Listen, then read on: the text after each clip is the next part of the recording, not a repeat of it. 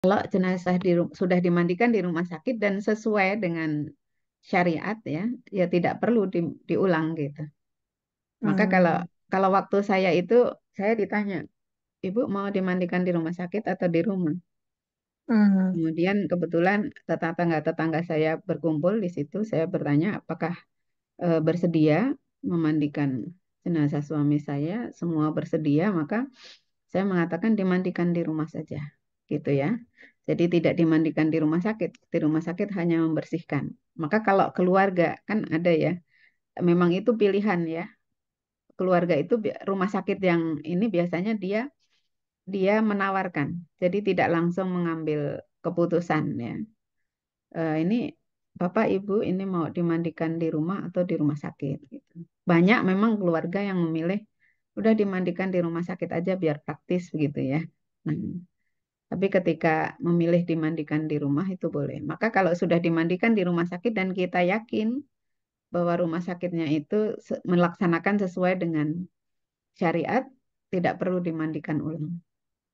Hmm. Gitu. Artinya boleh nggak? Berarti yang memandikan itu bukan dari keluarga. Tadi kan urutannya kan dari keluarga Mm-mm. dekat dulu Mm-mm. nggak? Ya, Jadi makanya kalau di rumah sakit itu begini, kayak tetangga saya waktu itu kan ada yang sebenarnya sudah meninggal di rumah, tetapi untuk memastikan itu memastikan jenazah dibawa ke rumah sakit. betul. Begitu sampai di rumah sakit, memang betul dia sudah meninggal.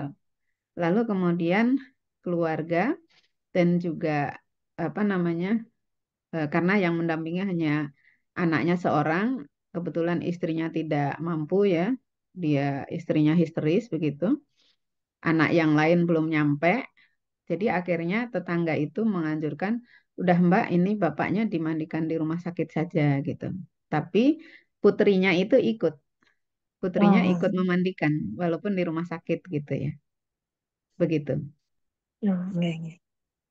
Iya, iya, berarti apa namanya di kalau di rumah sakit enggak perlu diulang dan kalau bisa Hmm. memastikan bisa keluarga terdekat terlibat saat perawatan atau mandikan ya.